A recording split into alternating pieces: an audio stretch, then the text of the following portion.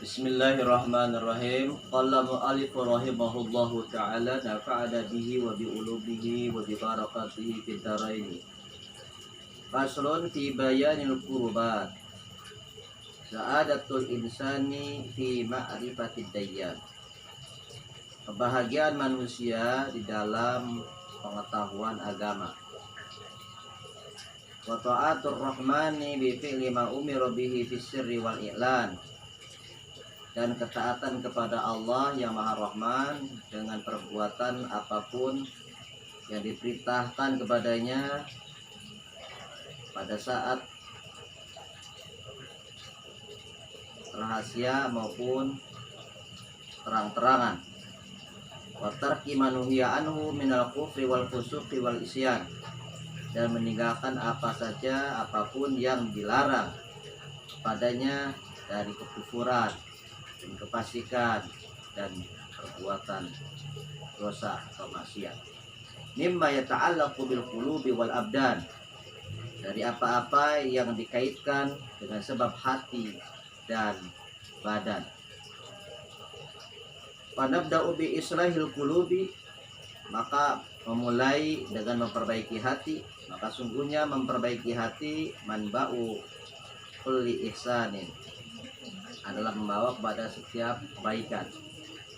Wa kullu ismin wa udwanin, dan perkara hati juga bisa membawa perbuatan dosa dan permusuhan. Fa inal qalba, maka sungguhnya hati idza saluha bil ma'rifati wal iman, jika baik dengan pengetahuan, wal iman dan iman, saluhal jasadu kulluhu bi ta'ati wal id'an, maka akan baik pula jasad keseluruhan dengan ketaatan dan pengabdian. Wa idza fasadal qalbu bil jahli wal kufrani fasadal jasadu kulluhu bil ma'asi wa tughyan.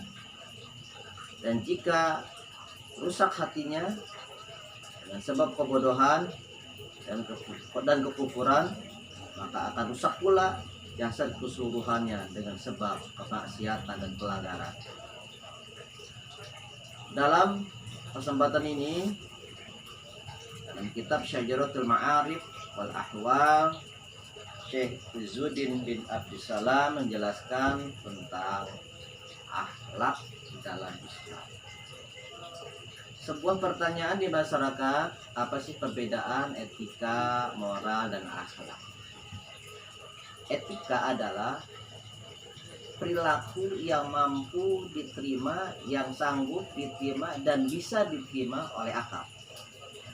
Sementara moral adalah perilaku yang menurut adat kebiasaan di masyarakat itu dilakukan.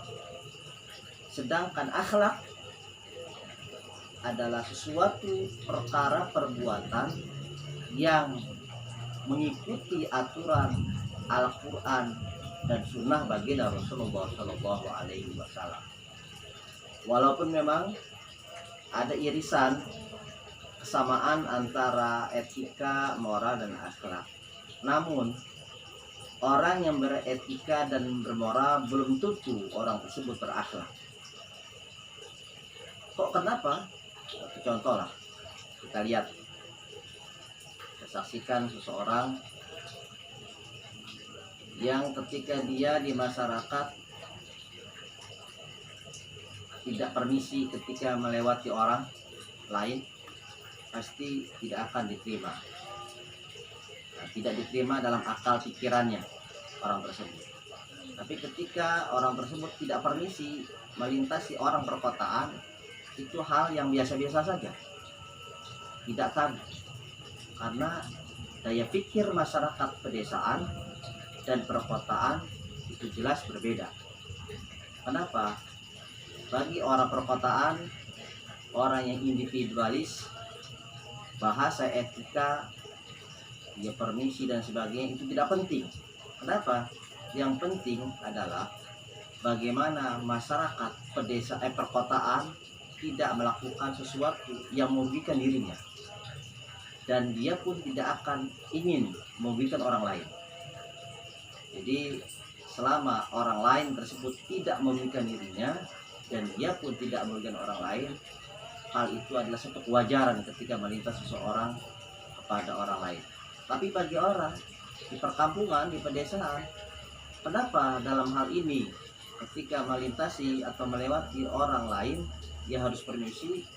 Karena dari sisi pemikiran orang pedesaan yang tanda kutip harus selalu dipertunjukkan, harus selalu melihat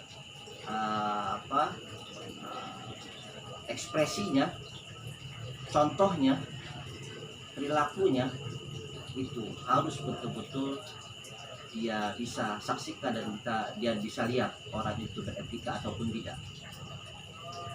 Apakah seseorang itu berakhlak ketika tidak berani mengutarakan argumentasinya dengan tokoh, dengan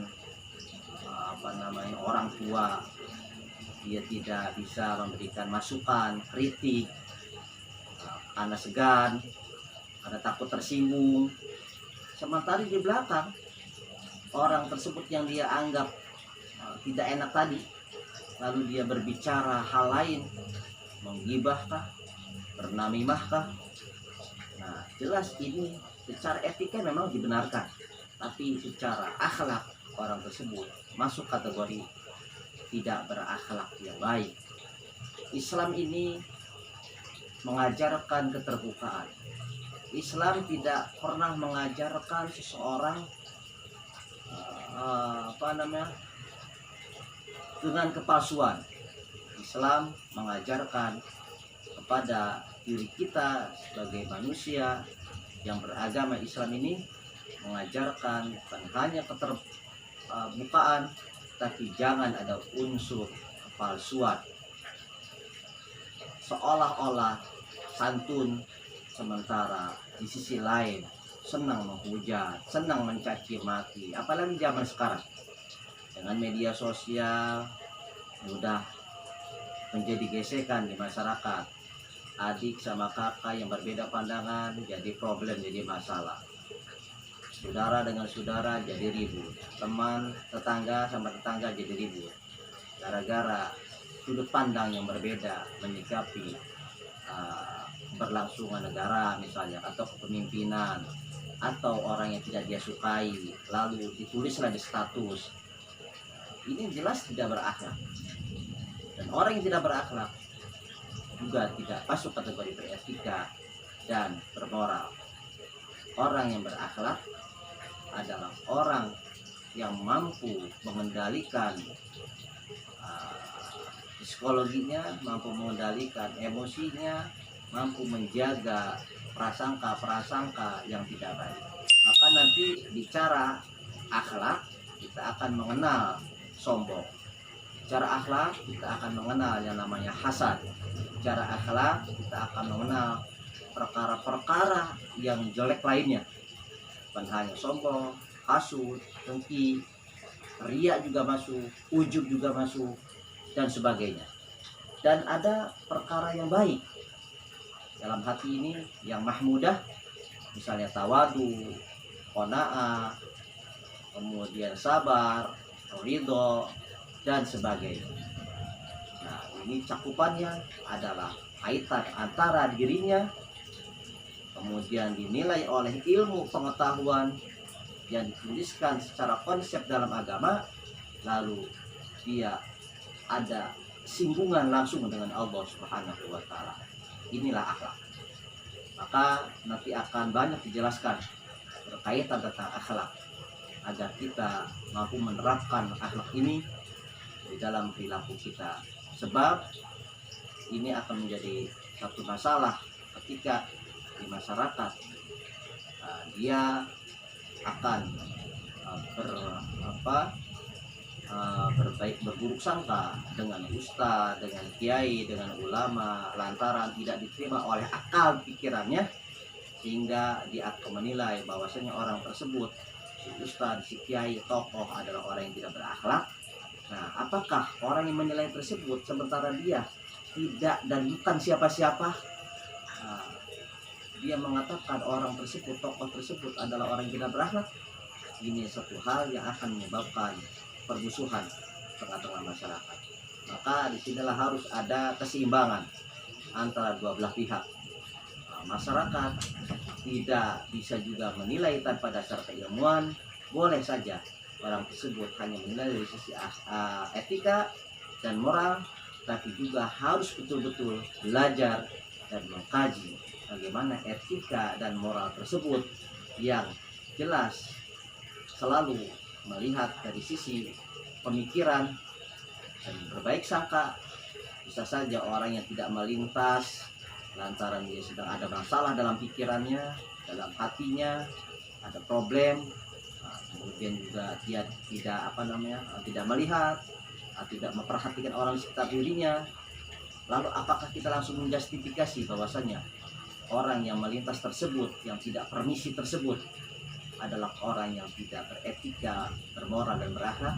Ini tidak bisa kita masukkan wilayah tersebut, sehingga kita akan menambah perbuatan dosa.